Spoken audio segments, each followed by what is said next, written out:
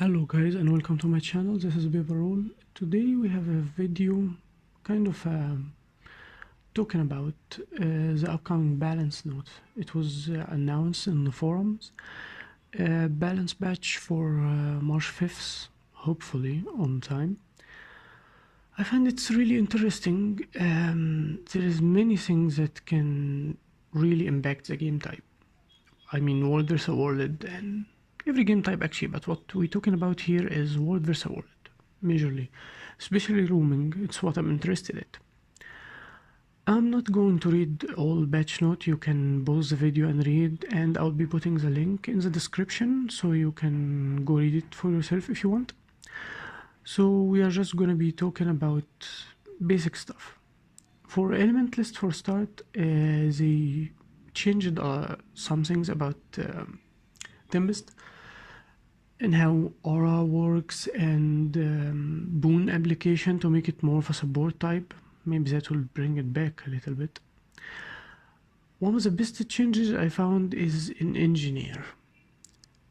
Gyros have changed a lot. They are now untargetable and they hover around the engineer. It's like a field, work like a well with bolzing. And they changed a lot, like the bulwark gyro for defense, make it take less damage, 33%. It now actually pulses barrier to the allies around the engineer. And it takes some of their damage to the engineer itself as a scrubber. And every other gyro works the same way. A field around you, like a light field for condition removal, that keep removing condition from allies, etc. And also Holosmiths have some little bit of a change. Really, that one will be really good for Holosmith main, especially in PvE, because that, look at this, the projectile fired by a trait is no longer the reduced damage. Crystal configuration is a skill make your auto attack, and Holosmith make projectile of 600 range, so you'll not have to be only melee. It had less damage than the auto attack itself. Now it will be the same damage. Crystal configuration Eclipse reduce the trait stability duration. That's gonna hit their stability even more. If you remember, at the start of Bass of Fire, it used to be give you stability just like that, and it got nerfed to be only on hit.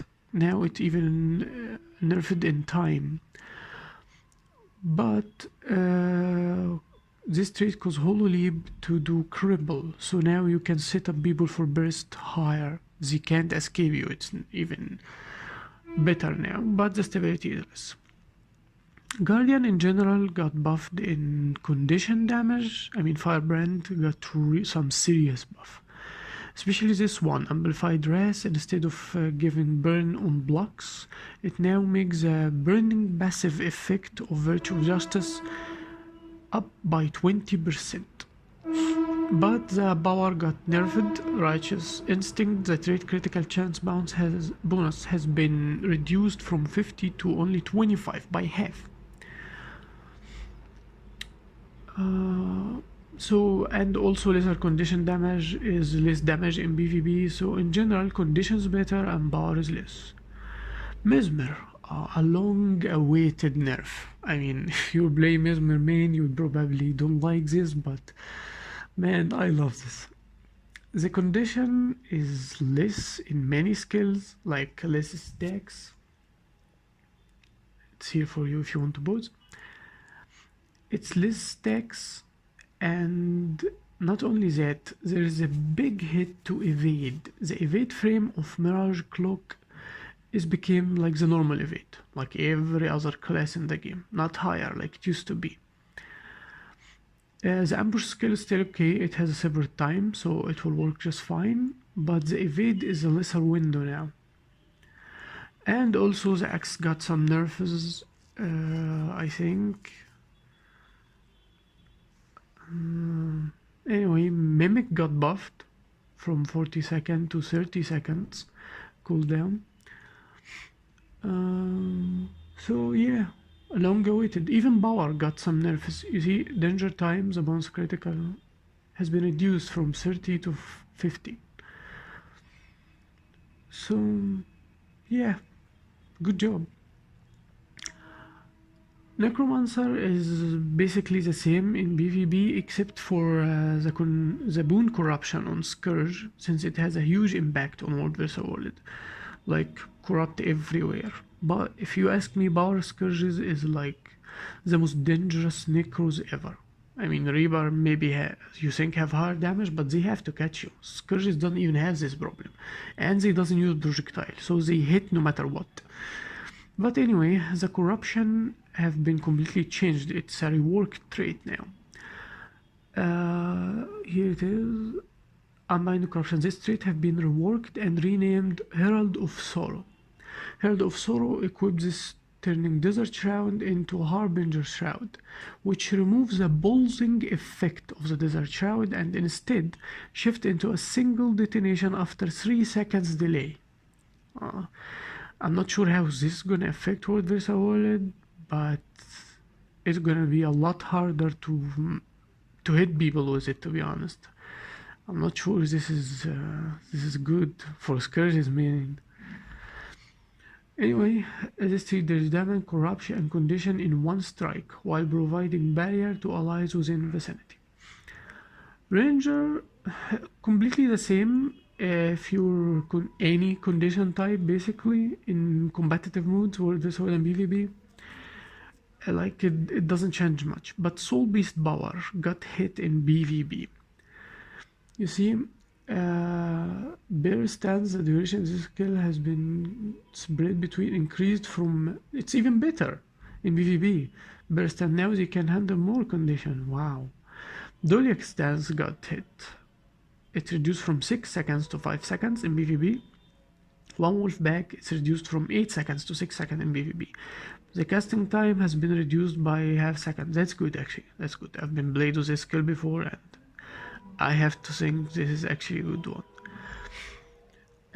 Leader of the Pack increased the duration of the trait granted Ranger, been split between game modes and reduced from... yeah. Okay. Another nerf. But if you're a condition soul beast in PvE, you will love this because it technically got buffed. The trait that give you 80 condition for dagger and torch and lower the cooldown, ambidextrity, I think it's called. I can't really say what its name, can't pronounce it. Anyway, it's now give you 120 like PvP and World vs. World in all game types. And Boonfire have been buffed burning from 2 seconds to 2.5 seconds, so it's better. The major thing raid people will talk about is the changes to spirits, because it now can teleport and have lesser range, keep losing health every second, and it completely changed, but that's not the topic we are here for. So I'll leave you that to read. I don't play raid, so I don't know. Revenant got some works. They generally wanted to have few changes to help power builds that struggle in PvE, and well, condition I think was kinda too high, so they have some reworked and changes, but I don't really know much about Revenant. I played maybe for a week tops.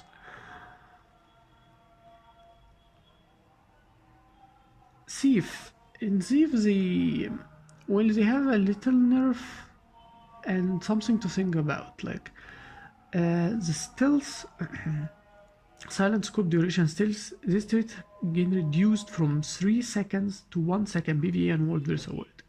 They wanted to be like only confusing to the opponent, not actually a keep up time stealth, so they did this. And the shadow step skill actually have a 15-second window now, not 10, so that's better for them, I guess. And the tooltip for it, but they tried to make some changes to the build with pistol main hand, dagger offhand. It's a condition build that no one used basically, and they making some changes. I don't think they actually be this effective. Warrior have changed these two banners the same way like the spirits for Ranger. They are now give you 100, not 170. And their cooldown is 60 seconds, not 90. So, yeah, that's a major things to Warrior. And the Winds of Disenchantment, the bubbles, elite bubble for Spear Breaker, is now channel the skill and will follow the warrior bolting every half seconds, not 1 second.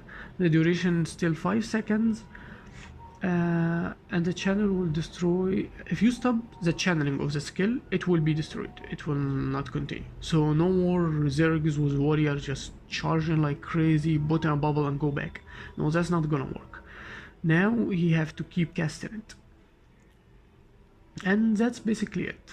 That was a simple review and my own thoughts. It's nothing much. I think the most interesting of them is Engineer, actually Scrubber, and maybe Tempest. Yeah, I will actually, really don't know about the Thief. I wanted to play a condition Thief for a long time, at least for fun, but I never found a good build. I'll be testing this one out, and that was it. Thank you for watching.